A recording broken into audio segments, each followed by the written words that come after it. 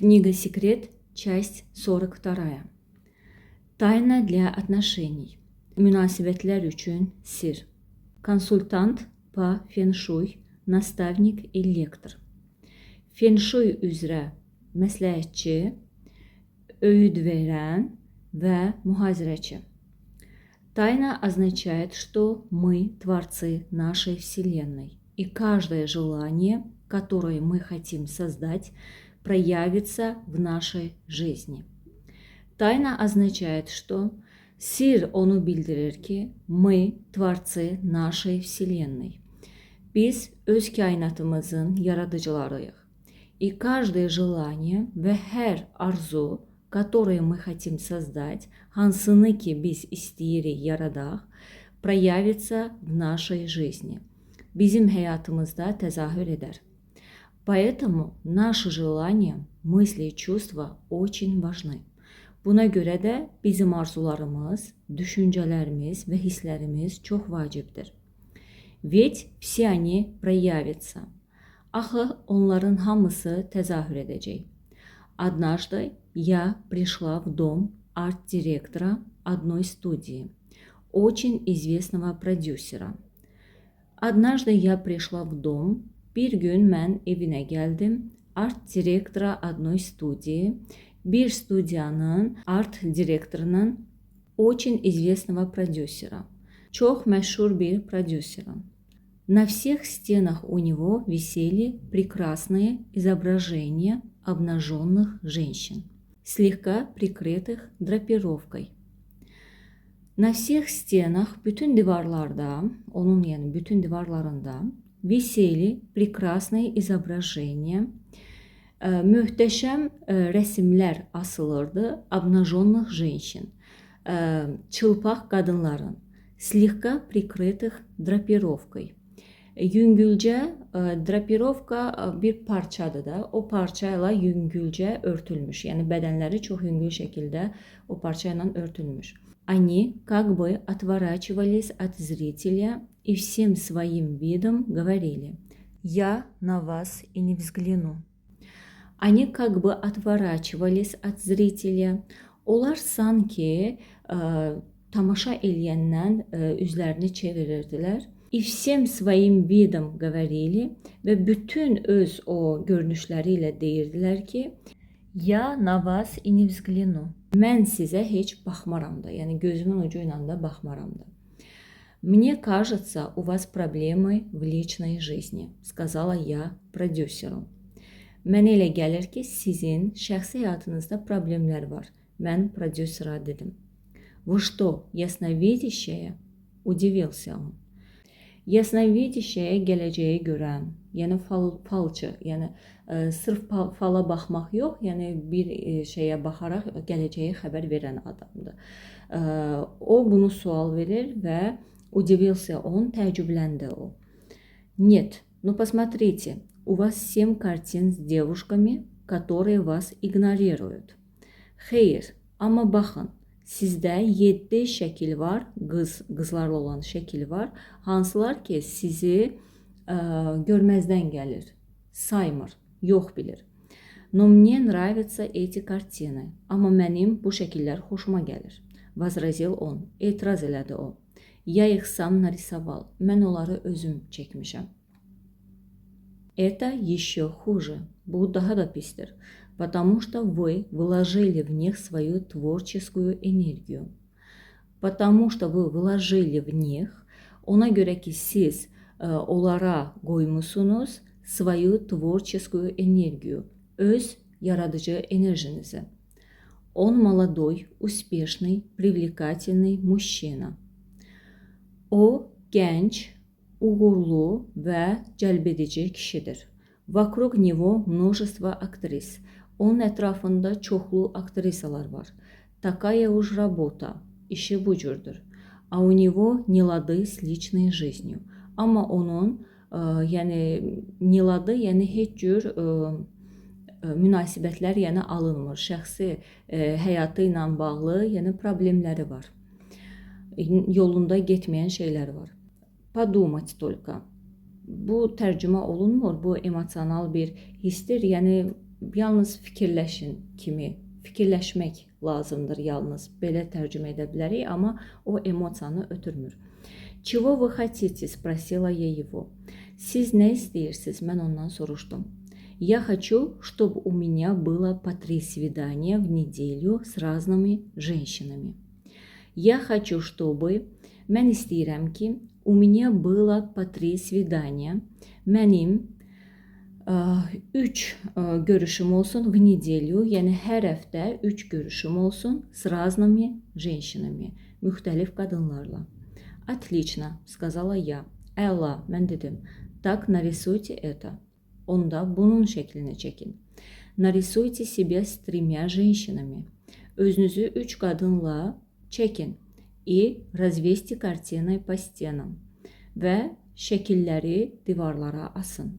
Spustya polgoda, yarım il keçəndən sonra, я при встрече, mən görüş zamanı, поинтересовалась, maraqlandım, как у него с личной жизнью. Necə də onun işləri şəxsi həyatı ilə bağlı. Превосходно, möhtəşəm. Женщины звонят, назначают свидание.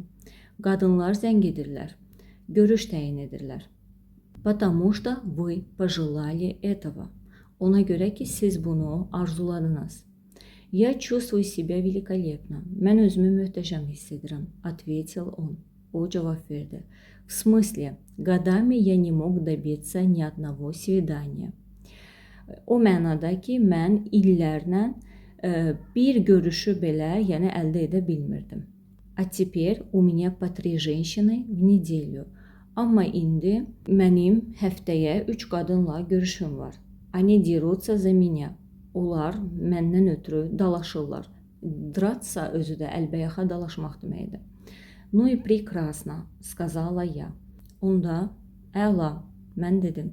На самом деле я хочу стабильности. Əslində mən stabillik istəyirəm, признался он. O etiraf elədi. Я хочу жениться.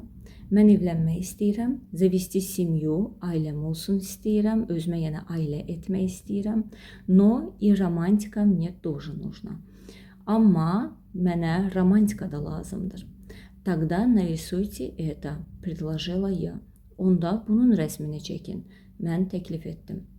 Он нарисовал образ прекрасных романтических отношений. O möhtəşəm romantik münasibətin obrazını çəkdi. А через год женился. Bir ildən sonra isə evləndi. И зажил счастливо. Və xoşbəxt yaşamağa başladı. Так случилось, потому что он выразил другое желание. Bu cür baş verdi ona görə ki, o digər arzusunu ifadə etdi. Он хотел этого долгие годы. O bunu uzun illər istəmişdi. Но безрезультатно, amma nəticəsiz. Поскольку его желание не могло проявиться. O səbəblə ki, onun arzusu təzahür edə bilmirdi. Внешний уровень этого человека, xarici səviyyəsi bu adamın, его dom, onun evi, постоянно противоречил его желаниям. Həmişə, hər zaman onun arzularına zidd idi. Если вы постигли это знание, əgər siz bu bilgiyə yiyələndinizsə, просто начните играть с ним. Sadəcə başlayın onunla oynamağa. История Мари Даймонд о ее клиенте. Mari Diamond'ın hekayəsi onun müştərisi haqqında. Великолепная иллюстрация того. İllüstrasiya kitablarda, jurnallarda olan rəsm əsəridir. Yəni fotoaparatla yox, əllə çəkilmiş. Möhtəşəm bir illüstrasiyadır o şeyin ki, как фэн-шуй отражает учение тайны. Necə fэн-şuy, fэн-şuy bilirsiniz də bir həyat tərzidir. Hətta dizaynda da istifadə olunur bu. Necə sirrin biliyini, necə fэн-шуй əks elətdirir. История демонстрирует, насколько могущественны наши мысли. İstoriya demonstрирует, hekayə nümayiş elətdirir, Naskолько могущественны наши мысли. Bizim düşüncələrimiz nə qədər güclüdür. Когда мы используем их. Haçan biz onları istifadə edirik. Каждому нашему действию должна предшествовать мысль о нем. Каждому нашему действию, bizim hər hərəkətimizə должна предшествовать мысль о нем. Onun haqqında, yəni o hərəkətimiz haqqında düşüncə, yəni əvvəlcədən gəlməlidir. Мысли создают наши слова, чувства и действия. Düşüncələr bizim sözlərimizi, hisslərimizi və hərəkətlərimizi yaradır. Действия особенно могущественны. Hərəkətlər xüsusilə güclüdürlər. Потому что это мысли. Ona görə ki, bu düşüncələrdir. Побудившие нас действовать. Bizi hərəkətə gətirməyə oyadan. Мы можем не понимать. Biz başa düşməyə bilərik. Каковы наши сокровенные мысли. Bizim gizli düşüncələrimiz hansılardır? Necədir və yaxud da. Но мы видим то, о чем думали. Amma biz görürük onu nə haqda düşünmüşük. В наших действиях, öz hərəkətlərimizdə. В истории о продюсере, prodüserin hekayəsində сокровенные мысли героя, qəhrəmanın gizli düşüncələri были отражены, əks olunmuşdu в его действиях, onun hərəkətlərində и обстановке дома və evin vəziyyətində. Он рисовал женщин, которые отворачивались от него. O qadınları rəsm etmişdi, şəklini çəkmişdi, hansılar ki ondan üz döndərirdilər. Понимаете, каковы при этом его сокровенные мысли. Başa düşürsüz, onun gizli düşüncələri nə idi? Хоть он и говорил, но olsun ki o deyirdi, что хочет встречаться со многими женщинами, istəyir çoxlu qadınlarla görüşsün. Его скрытые мысли, onun gizli düşüncələri не отразили этого в его картинах. Onun şəkillərində bunu əks etdirmirdilər.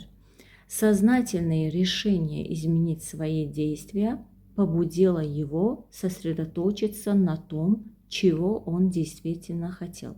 Ağıllı qərar, düşünülmüş qərar, изменить свои действия, öz hərəkətlərini dəyişmək barəsində, yəni olan qərar, побудило его, onu oyandırdı, сосредоточиться на том, o şeyin üstündə fokuslanmağa ki, чего он действительно хотел, nəyi o həqiqətən istəyirdi.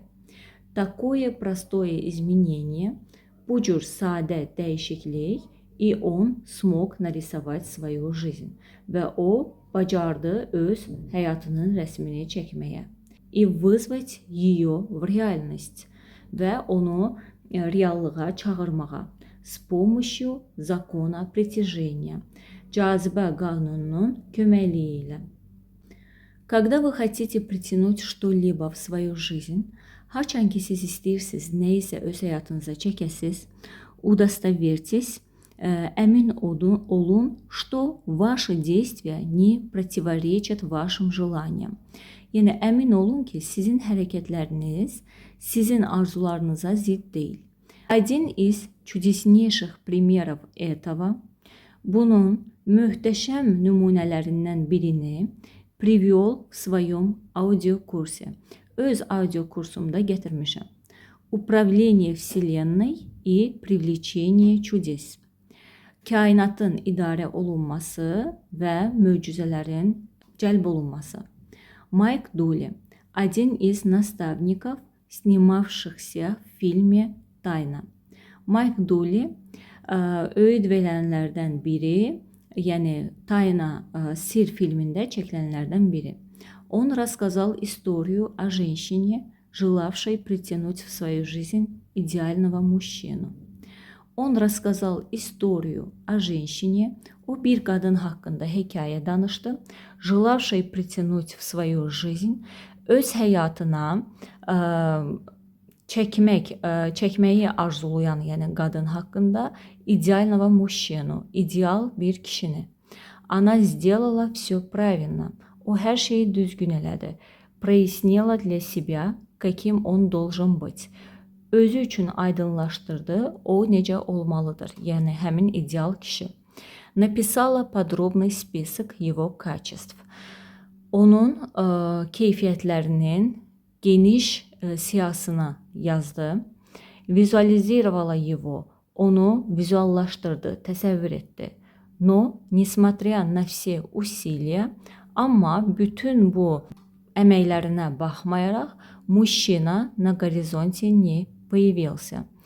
Bunu tərcümə eləsək daslovna olacaq. Yəni kişi qorizont üfüqdür. Üfüqdə, yəni peyda olmadı da, gəlmədi ora. Yəni bu da o deməkdir ki, yəni heç cür o adam onun həyatında, yəni meydana çıxmırdı.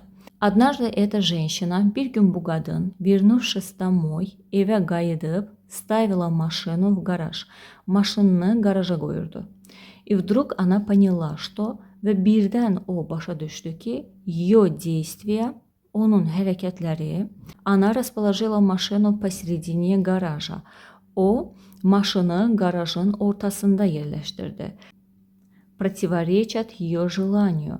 Onun arzusuna ziddir. Yəni o birdən başa düşdü ki, maşını qarajın ortasında saxlamaq onun arzusuna zid hərəkətdir. Если машина стоит посередине гаража, əgər maşın qarajın ortasında dayanırsa, то мужу некуда поставить свое. Onda əri üçün maşını qoymağa yer yoxdur. Действия женщины посылали мощный сигнал во Вселенную. Qadının hərəkətləri kainata güclü siqnal ötürürdü. Я не верю, что собираюсь получить то, о чем просила. Mən inanmıram ki, istədiyimi, xahiş etdiyimi almağa hazırlaşıram. Поэтому она немедленно расчистила гараж и поставила машину сбоку, освободив место для машины своего идеального мужчины. Поэтому она немедленно расчистила гараж, гаражı təmizlədi и поставила машину сбоку və maşını yandan qoydu, освободив место для машины своего идеального мужчины. Özünün ideal kişisinin maşını üçün yer boş qoydu. Затем эта женщина пошла в спальню. Ardıyca bu qadın yataq otağına getdi. И открыла платяной шкаф, забитый одеждой. Və geyim şkafını açdı. Yəni hansı geyim şkafı? Geyimlə dolu olan. Забитый, yəni ağzına kimi geyimlə dolu olan. Там тоже не было места для одежды ее идеального мужа. Orada da onun ideal əri üçün, ərinin yəni geyimi üçün yer yox idi. Она сдвинула свою одежду. O öz geyimini kənara çəkdi, чтобы оставить часть шкафа для него. Şkafın bir hissəsini onun üçün boşaltmağa, yəni onun üçün yer ayırmağa. Раньше она спала посередине кровати. Əvvəllər o çarpayının ortasında yatırdı. А теперь начала спать на своей половине. Amma indi isə öz tərəfində, yəni bir tərəfində yatmağa başladı. Приготовив место для мужа. Öz yoldaşı üçün yer hazırlamağa. Женщина рассказывала свою историю Майку Дулею за ужином. Qadın öz hekayəsini Майк Дулея şam yeməyində danışıb. А рядом с ней сидел ее идеальный мужчина. Onun yanında isə onun ideal kişisi otururdu. После того, как она совершила все эти сильнейшие действия, bütün bu güclü hərəkətləri o yerinə yetirəndən sonra и поступила так və elə hərəkət elədi ki, словно уже получила желаемое. Sanki artıq arzu elədiyini alıb. Мужчина появился в ее жизни.